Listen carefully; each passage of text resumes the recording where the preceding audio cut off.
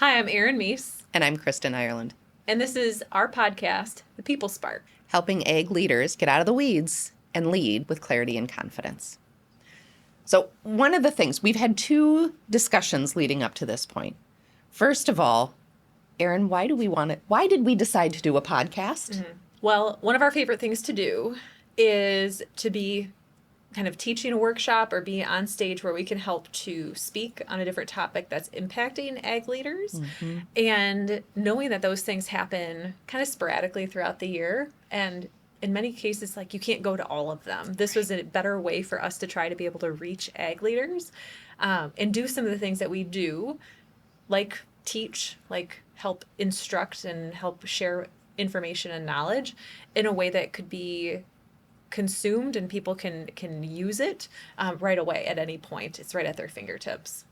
And let's be honest, I think we've both joked about wanting to have a podcast for about 5 years. This has been on Kristen's bucket list for a long time. It is on my bucket list, so I'm super excited about it too. Yes. And for all of the reasons that you listed. Absolutely.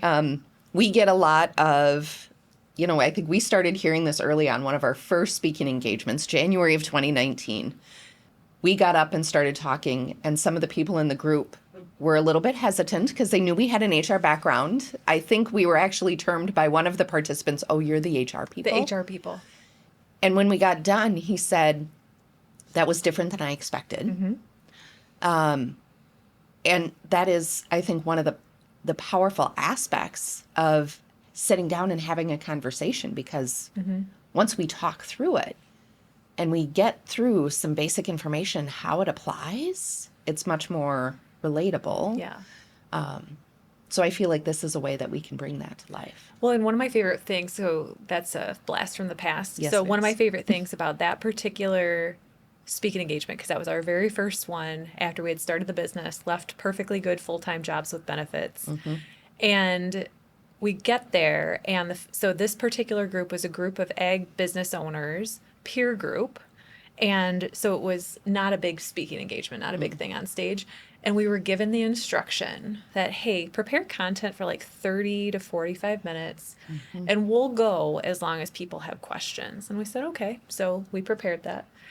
And at about the 2.5 hour mark, we were asking the facilitator, "Are you sure? Like, do you want us to keep going?" And he's like, "They've got questions. Go ahead and keep going." And so I think it was about 3 hours in total that we just took questions from people. And so I think that was the very beginning of, wow, there's a lot of there's a lot of leaders out here who have questions, who need information, and who don't always have somebody right at their fingertips to be able to ask these questions of. So I think of that with a lot of just fondness of, okay, there's a good that we can do here. Yes. Yes. A lot of need, a lot of discussion, a lot of misconceptions. For sure. Along the way, too, of, I feel like I need to do this, or I feel like I need to do that. I need to have this thing. I need to have this process. So we were able to spend a lot more time of, where is it that you want to go and why? Right. So that we could talk about what would be the best thing. Yeah. If you're a 50-person business, what are the things that are certainly that you need from a compliance perspective, but you don't need necessarily the same big processes that a 300-person or a 3,000-person or a 30,000-person organization is going to need. We need to understand first what you're wanting to do in your business, and then help get us either a strategy or a process in place that's going to support you to do that. Right. Well, and one of the other things that we have made a theme of when we do speaking engagements, and you do this so well, is making sure that there's always one thing. Yeah. What's the one thing? What's the one thing that somebody could do? So why is that so important to you? When we have speaking engagements, why is that so important to you that we have that one thing? Well, I think it's important for somebody to be able to leave an event, whether it's a presentation, whether it's a workshop, and feel confident that they can do something with that information. Like, there's a lot of presentations, a lot of things that we've been to over the years, and I've been on the receiving end of, where you leave and you feel really good, and then you're like, I have no idea what I'm supposed to do with that. How am I supposed to apply that here? So for us, I think a big mission of ours has been how can we help break this down for somebody so that they can either put it into practice while we're in the room together or have a plan so that they've got talking points immediately when they get back to their business, to their location, and try something out and start seeing the confidence that they can build as a result of it. So when we do the podcast where we have discussion, and that could include us and other special guest appearances by other industry leaders, fabulous guests, with the goal, okay, this was really great. What is one thing that you could do? Yes. One thing that you could say, one question that you could ask, one piece of information that you could get Right. to go forward. Well, and I think even when we wrote the book, that was something that was important to us too, was, hey, even if somebody were to read the book, are there things that they can try in all practicality in their own business and give it a shot and see what they can do as a result of it. So that's our goal.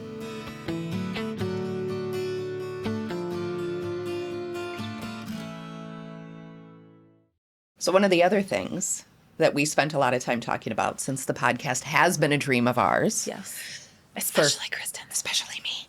Let's be real. I really want the microphone and the headset. So we named it the People Spark. To me, the most important part is then the tagline of helping ag leaders get out of the weeds Yes. with clarity and confidence. So Kristen, what does that mean to you? Oh, I was going to ask you that question. You've already asked me plenty of questions. There are so, I know. And I get excited about it anyway. To me, that resonated for so many reasons. One is, especially working in the ag industry, so many people they feel, passionate about the industry and are determined to work hard, figure things out, and we end up getting into the weeds. Where we spend time and I say we, meaning ag leaders in general, and we spend time in the day-to-day because we're passionate about the industry, we're passionate about our customers or our members, we're passionate about the work to be done, and we get into some of that day-to-day, and I think at some points leaders step back and go, oh, wait a minute, what do I need to do? Either this isn't sustainable, I can't continue to be at this level or work at this level, or I see the growth, I see the opportunity, and I'm so far in some of the day-to-day that I don't have time to kind of look out over into the future and plan for that. And sometimes it's just uncomfortable because we're really good at the day-to-day and implementing the operations and serving our customers. We're really good at that, and this kind of expands a skill set that not everybody is really comfortable with. So to me, that how do you do that with confidence and clarity was really important. Right. Well, what about you, Erin?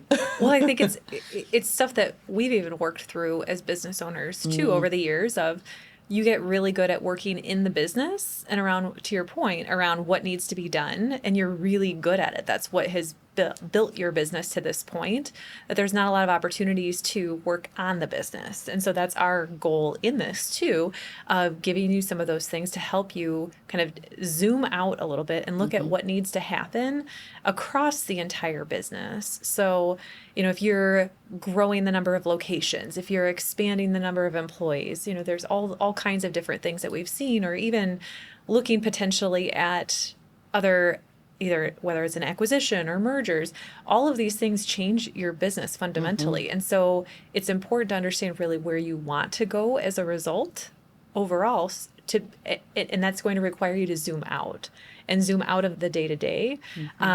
Sometimes we'll see business leaders too, where you're in that day-to-day and you know that you should be out of it and you don't necessarily know how to get out of it.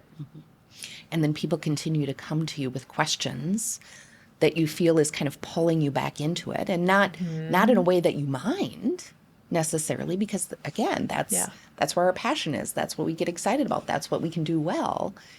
And it kind of sucks you back into that day to day. Yeah, I think of clients of ours too, right? They'll take that customer question. They'll take that customer call. They'll price them out for things like fertilizer. And even though they know that that's better served by one of their employees, it's hard for them to kind of step out of that. And so there's things that they need to do to make sure that their employees are equipped, that they've set clear expectations and boundaries too, so that their team knows what needs to be done so that they can have the time to focus on the business. What we'll try to do in this podcast is take some concepts, take some skills, take some tools that we've learned, that we teach our clients, break them down into kind of just piece by piece.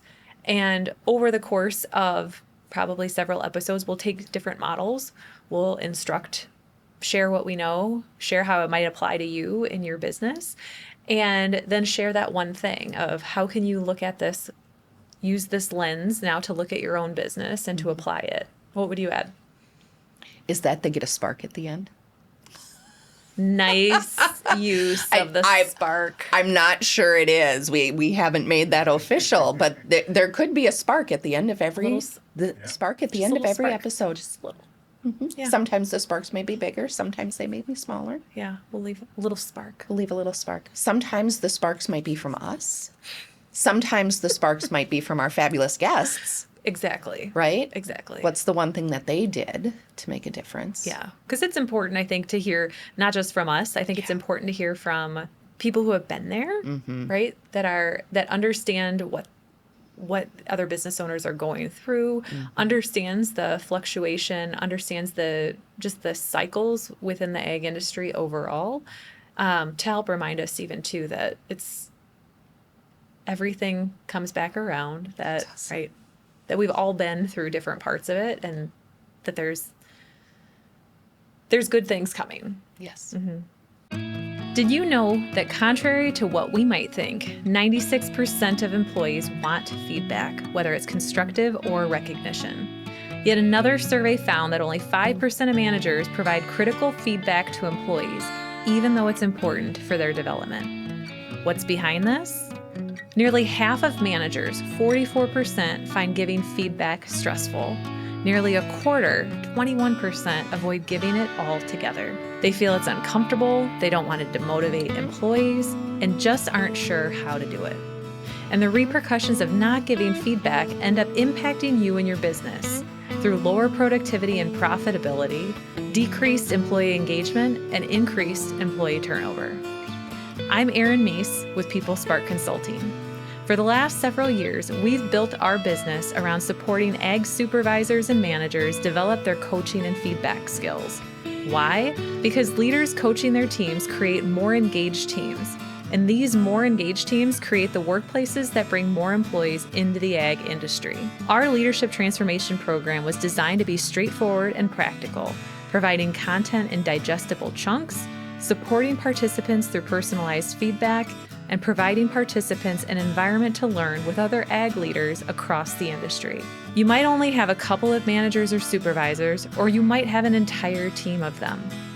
People Spark works with you to find the best solution, whether it's joining an open cohort with other ag leaders or having a customized experience that works across your locations. In order to provide the most customized experience for each of our participants, these cohorts have very limited number of seats available each month. If you're interested in more information around what might work best for you and your team, just click on the link in the show notes below or directly go to developagleaders.com. So one of the topics that we spend a lot of time talking about, because what is it? What did I have? Do I have everybody on pins and needles now? What is she going to say? It's culture. And to me personally, I love talking about culture because one, it is so powerful and impactful to the business. And two, you hear a lot about it. You know, we need to have a positive culture. We know that culture can retain employees. We hear a lot about it. There's not a lot about what do you do about it? How do you define it? What do you do about it? It feels really kind of big and hard to wrap your arms around. Right. And then there isn't necessarily a step to take. So this was big enough. As we started to talk about this, this is kind of multiple ways that we wanted to address this. One of which was So what is it? And how do you know if you need to focus on it? So how do you define culture? Well, I think of one of the quotes that we use in a lot of our presentations, the Frederick Bachman one of like, culture isn't what you say, it's what you allow. So good. Such a good one. And I look at it, one of the stories I use in some of my presentations is way back in one of my first roles as a manager, coming into just a really tough situation and having a leader say, we've tried everything. We just like, this is a place. He just kind of resigned himself to the fact that this place had a really tough culture and nothing was going to change out of it. And as we got to talking, and I said, well, if the culture isn't, the culture itself is the outcome. The culture is the result. And so if we want something to happen that has a different result or a different outcome, we need to change the inputs that are going into it. If we keep putting the same inputs into it, nothing is going to happen on the backside. And I think for me, just thinking about culture as something living and breathing, not like as a bacteria, right? Or a good bacteria, maybe, I guess you could say. Depends on the outcome and the result. Right. What culture is one of those things where it's living and breathing and it changes based on the inputs that it's given. So what do we need to do to change the result that we're seeing within the business? And so there's lots of different things that you can see, hear, feel within organizations, within businesses that give you a sense for what is happening within the culture at any given point. So do you want to speak a little bit to those? Well, there were a couple of things when I was listening to you talk through that. We work with, obviously, businesses that have multiple locations. And there's kind of this feeling of the culture is what it is. You're not going to change it. You're not going to change it. It's who they are. It's really driven by who's in the location, and you're not going to change it. So a recognition that the culture is there, that they may be different, less of a recognition of that it's okay to change it, and or kind of getting to your point of less of a recognition of it's worthwhile to change. I think sometimes when people look at the locations of their stores or the locations of the businesses, they're focusing on the positive, which is good. They're not always identifying those gaps. And so I was going to say one of my favorite quotes, but it's actually the dictionary definition of culture. So I don't know, is that a quote? I think you can call it I'm going to call it a quote. I think you just have to make sure that the citation is there the citation Merriam-Webster dictionary is the dictionary. Yes. It might be dictionary.com. Now we're getting confirmation that it is on dictionary.com. Is that culture is a set of behaviors consistent of a specific group. And what I like about that is when you talk about the input, it's the behaviors. Yes. That the behaviors that you see define your culture. And it's fascinating then because every group, every organization, every business, every location has a culture. So it's not whether or not you have one. You have one. It's what is your culture. And it's really being clear about the behaviors that you want to see and you don't want to see. And I'm reflecting back on a client that we worked with who was really excited because they felt that they had a family culture. Well, when you dug into it, it was described as a family culture. The business owner, general manager, and assistant general manager were behaving in ways like it was a family. So there were behaviors that they would support their employees, provide time off, give free lunches, offered great benefits. So really saw that as a family culture, Right. which is good. Not necessarily seeing some of the specific behaviors from the employees. So behaviors like doing only what they're asked to do and nothing more. Making comments like, that's not my job. Yeah. Taking longer than necessary breaks. So you have a break time, 15 minutes. They leave to go to break early. They come back late. and they're dragging out some of that time. Right. And I think in that case, the business owner really saw it as, we have a good culture. It's very much like a family. Because of how they were treating. Right. Yeah. Their behaviors and how they wanted to see it. When you really stepped back and looked at the behaviors of the employees, there was a gap. Yeah. So that the actual culture, once you looked at the behaviors, was one of, they didn't have initiative. There wasn't a focus on quality. There wasn't a focus on even doing what's best for the business, and not doing what's best for the business for the sake of the business, doing what's best for the business because it positively impacts the business, the employees, the community. So the culture was very different. And you see that more when you recognize.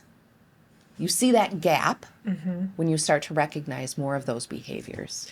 Well, and I have been surprised, I think, over the years in working with clients where when we start, so say we've defined, for instance, their values, their goals, kind of their strategy within a project, and an employee relations issue or some employee concern comes up, and we'll be talking with them. And one of the questions that we'll ask pretty frequently, and I can think of several instances where I've asked this of a client, where they'll say, well, I mean, it's okay, or they'll make excuses about something, and I'll say, well, are you okay with this? So if they do this again, is that okay? Well, I mean, because they care so much about this person, and they do have concern. They're not necessarily seeing the impact that that particular behavior can have on the overall culture if it's not addressed properly. And addressing properly doesn't mean that I have to walk somebody out the first time that something is messed up. It's about understanding and recognizing those behaviors that are not consistent with the type of culture that I want, and making sure that I'm stepping into and talking with that employer, that team member, when it is something that's out of alignment. Yes. Well, and I think about, we do see a lot of gaps in culture. Yep. We hear what leaders want to have as the culture of their organization. And we see a lot of the behaviors that to me are like death by 1,000 paper cuts, right? It's the behaviors that just cut away at the culture. We also see really positive ones. For sure. I have to admit, when somebody comes in and talks about their culture and what's important and what stands out, I always have a mental note of, yes, that's what the leader is saying. I want to see what the employees say and do, similar to that family, and yet it's not reflected in some of the behaviors. I remember at one point we went to go visit a client. They had 5 locations, feed retail, 5 locations that we had. We had been meeting with the leaders, and they were talking a lot about service. And I was like, Yeah. yep, how is this going to show up? We were inside that store, and a customer walked in, a clerk, an employee, walked up to the customer and said, hey, I saw you drive up. I already have your product in the car. All you have to do is pay. Yep. And I thought, that's it. Great example. That is the behavior that aligns with the culture that they talked about having. Now, I'm guessing that there are employees and some of the behaviors that weren't that there's probably an employee who stands behind the counter and is on their phone. We hear that a lot too. But that was a great example of, yes, we're seeing the